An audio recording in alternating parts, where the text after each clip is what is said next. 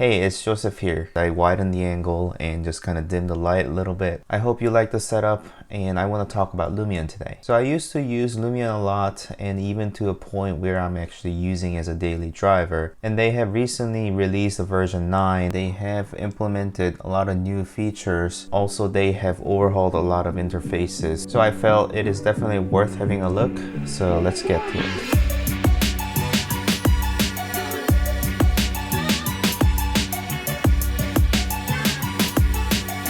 So first of all, let's open up the model that I'm going to use for today. So this particular model is something that I had developed for my client about 5 or more years ago. And because this model was made long time ago, there are a lot of elements that I don't really like to use, particularly all of these Entourages, perhaps these 2D people that I had used at the time, and these cars that are a bit crude for, let's say, photorealistic type of renderings. And if you also take a closer look at these palm trees, they don't necessarily look as real as they can be, and they are somewhat rigid, so I want to just kind of make them a bit more realistic. And as long as they belong to the layers, I can just quickly turn them off. Let me just zoom out so you can see what changes it makes. So first of all, let me just turn off all the trees.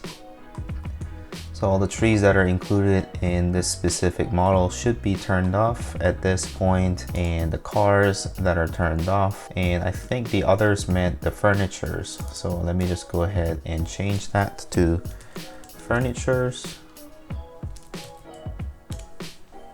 And if I just turn that off, that also goes off as well. I guess those included those streetlights as well, and the people. So this is now prepped for just a bare bone of the architecture, and we just need to sort of sprinkle all the entourages onto this specific project. So at this point, let me go ahead and fire up Lumion and show you what that is like.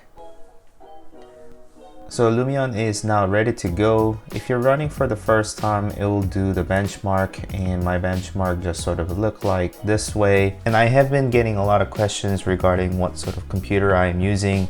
I'm actually using a computer that I built myself, and I actually made a video about assembling that PC and laid out all the specs of that machine. So if you were to just click right here or find the link in the description, and the specs of that machine will be listed with that video. So as long as you are within the green zone, you should be okay. So I'm just gonna go ahead and just open a plain model. So if you have used any other Lumion version before, you will notice the interface has changed a bit here. So you can just click on this question mark here, and it will highlight a lot of navigation features for you, such as using WASD to move around, and your mouse buttons to navigate yourself, and holding down shift to move faster, and space to move slower, and a lot of other short keys will be listed right here as well. So if you just hover over, and you should be able to see what those hotkeys or short keys do for you at that point of time. So I can look around by holding my right mouse button to move forward and backwards, and then move to the right and left with my WASD keys. So I can hold down Q for going up, and then hold down E for going down, and I can do these things faster if I just hold down shift key with it. So if you're just kind of used to the computer game world, that should be very easy. So let me just go ahead and import the model that I'm trying to work. So import, and Plaza and Hotel open, and I can just designate the name and the folder. And for this example, I'm just going to turn off the edges, and then OK, and then the model will come in, and I can just hover over and click on a certain point for that model to come in. Now once I click on, it's gonna try and import the second one here, so I'm just gonna click on this select or hit M key for shortcut, and that should be just a one model that has come in. If I just click on that point right there and then just type in, at that point I can type in the position of this. So I would always like to just put this at 0, and then y-axis at just 1 so that it stays above ground, and then 0 here as well. So if I just come out of it and then just elevate myself up, and then you should be able to see something that I had been seeing on my SketchUp.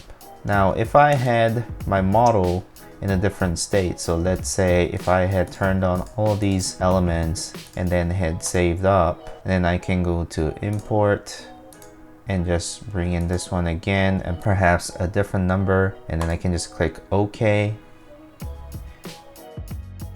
So notice how the second model that I brought in contains all the trees and the cars that I initially had and just turned off by checking off the layers. So I don't really need that for this purpose. So I'm just going to go ahead and delete. Click on delete here. Click on this little dot to confirm. It will go away. So I'm just going to go ahead and work on this specific area here. And one thing to note with Lumion is the fact that it works with SketchUp, Rhino, and Revit, and ArchiCAD if you need to.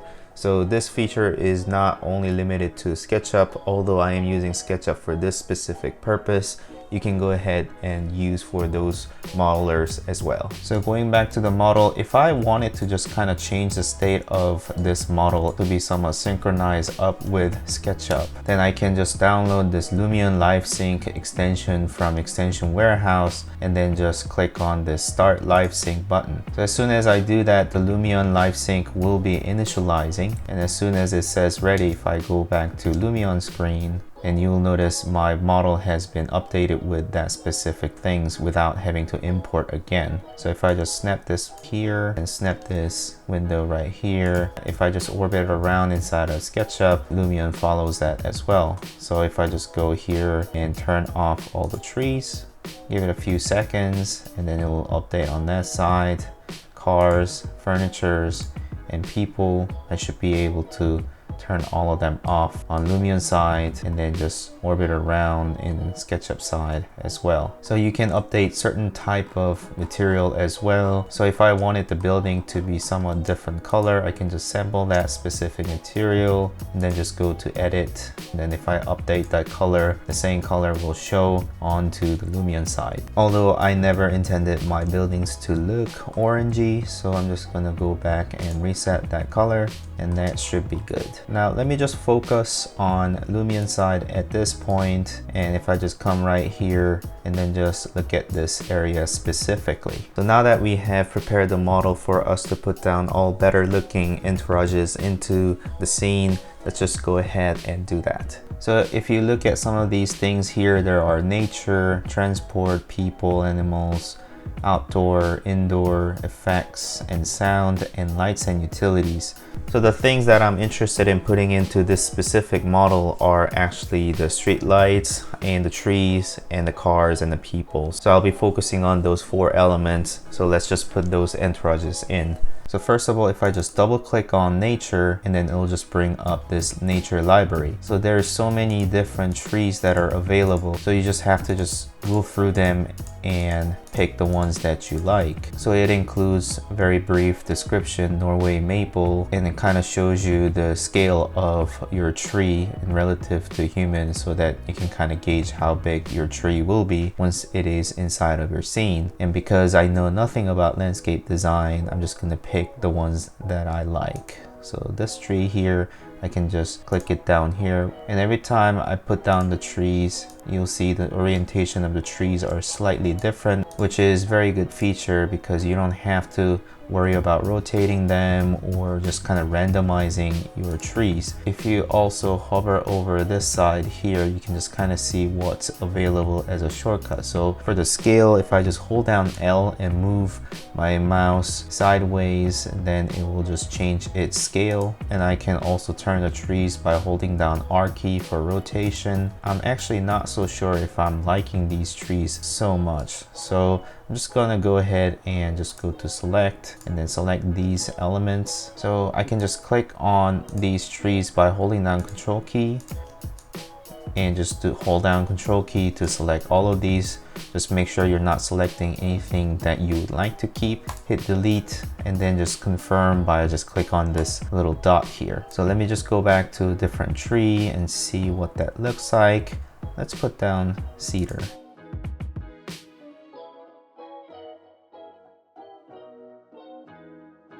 And obviously I can change scale of them after the fact as well. So if I just click on that one and then L or scale, and I can just bring that down by going like so.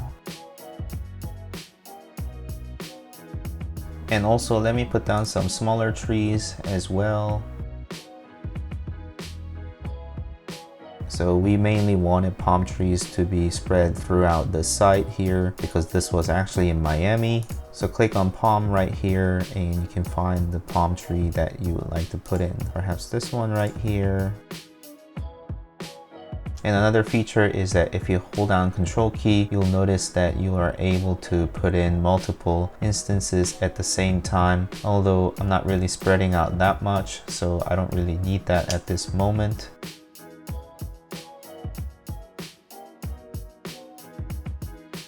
And we can just multiple some of the trees by holding down Alt key and then just move those little trees around. Then it will be doing a duplicate function. So doing it to the entire site will be very time consuming. So I'm just going to focus on this corner right here.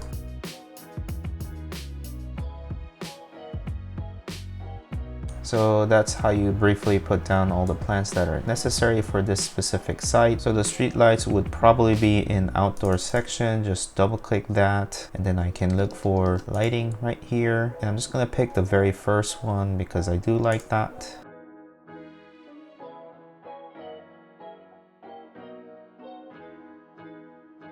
Now let's focus on cars. Car section, there's a lot of cars that are available for you. And you probably have noticed that I can just toggle favorite by just clicking on the star right here. And then once you do that, it will show up on your favorite list. So I want this car to be right here. Color of the car will change as you put that down. So it kind of randomizes the car color. And if you also hover around this key right here for C is cycle color. So if you just hit C again, notice how that just changed the color. And obviously having a same model of car in a row like that is not really right. So I'm just gonna go ahead and delete.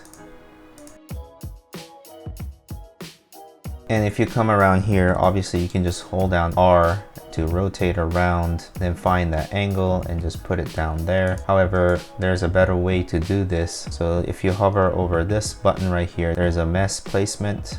They can click that and they can just start from clicking here and then ending on this bay, and notice all the cars will appear there. And I actually want different type of cars in that slot as well, so I can just click on this car right here and then just add, or maybe that car and then add. So those will be included in this. And then I need to change the direction, so perhaps rotate them like so, and notice how different cars are being repeated in here. So choose number of items that are suitable for you. In this case I want 7 of them, so you can do that, and then I can just confirm and that change will be effective. So let me just go ahead and do that for all of these parking spaces.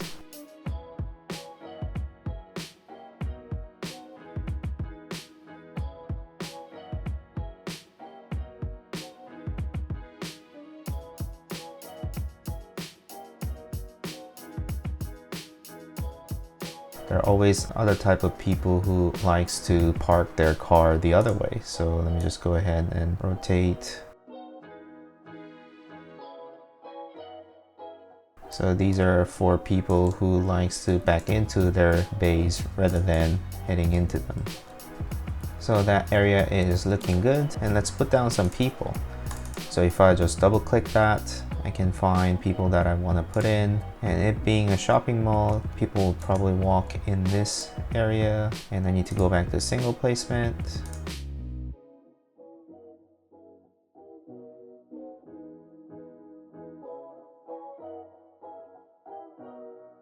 And usually it is a good idea to have people in clusters rather than all isolated, and have them speak on the phone outside of the car.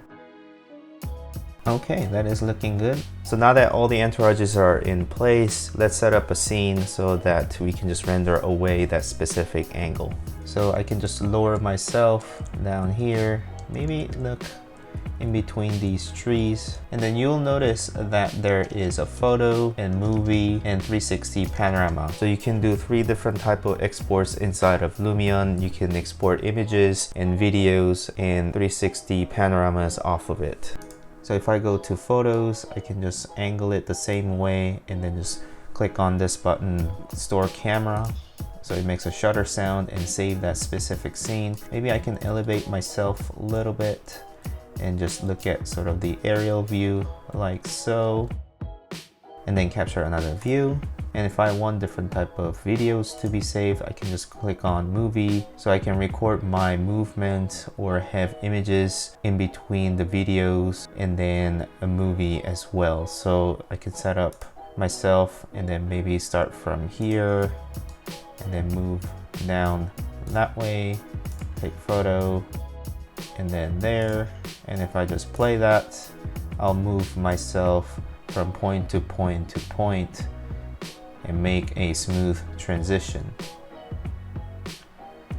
So I can pause that and accept that. And if I go to 360 panorama, same thing, I can position myself into a location where 360-degree panorama would be useful. And then same thing as saving the images, I can store panorama, so you can save up the panoramas that way by clicking on this green button. Let me just go back to the photo part. So if I need to move back to that specific position, I can just click on that and it'll shoot myself back to the same position or there as well. So I can kind of fine-tune certain position if I need to, and then just click on that button again if I wish to change the position. However, I just want to stay there and maybe move that tree in a little bit so that the leaves are cutting into the view a little bit, and perhaps have a few more bushes down this side so that this ground is covered, and actually make this into a real looking grass. So go back to the build mode.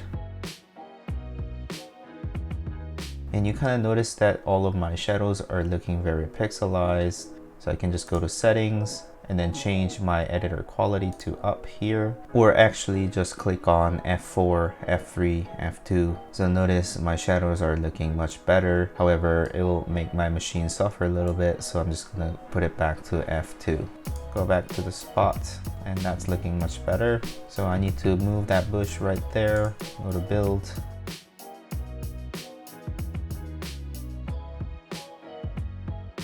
Okay, so that is looking very lush, and go back to build, and let's change this into grass. So if I go back to materials, I can just click on this, so which is the material 00 grass 01 that I had used inside of SketchUp. I click on that and then it will bring up material library. I can go to nature and there's going to be 3D grass, and I can click on any of these. I want clean cut grass. Notice all the areas with that specific material will change into grass. So if I go over on this area here, notice how that has changed. I can have different kinds. However, I kind of want this one here, or maybe wild grass. That's looking too much of wild scene. So I'm just gonna go back to clean cut grass, which I like, and save the changes and go back to the photo mode. Now there's a big fat blue button right here, custom style. I can click on it and choose different styles. I want realistic, and maybe this one here, do different effect. So add effect, and I can do different kinds, sun, shadow, reflection. There's so many that is available. So I want sort of the outlines in this specific scene, so click on outlines and it makes it into this kind of fuzzy scene. So I can just increase the transparency so all the colors kind of come back, and then reduce the outline density to somewhere there. Okay, I like that. And if I go into this position, there's something that I always like to play with, because I don't want to distract people into these plants on the foreground. So I can just play with the depth of field, click on that, and then maybe increase the amount. And notice how that is going blurry and things are focused in different areas. And I can just change that distance by just dragging that. So I want the focus to be somewhere over there, and perhaps that is blurring out way too much, so I can just bring that back in. So maybe something like that. So these two scenes that I have set up and I want to just render away, I just click on this render photos. And as soon as I click that, I have an option to do just the current shot or the photo set. I want actually both of them rendered as well. So I can just click on photo set, and those names are fine. There's an additional output that is available, such as depth map, normal map, reflection map, lighting map, alpha map, material ID map. Although I don't really need that at this moment of time, although I want sort of higher resolution, so I'll do 4K and just dedicate that into my desktop and then call it Lumion test. 01, save. All right, so Lumion is going to just render away those two views and spit it out onto my desktop. So let's just go have a look. So these two are the images that has been saved up. So this image right here and there. So with a little bit of time that I spent inside of Lumion, I was able to get much better looking entourages into the scene and make your architectural visualization much more photoreal. So visit their website and do a trial to see what's possible for your specific workflow. And if you had liked this video, please like it and subscribe to the channel if you want to continue watching these type of videos. And I'll see you next time. Bye.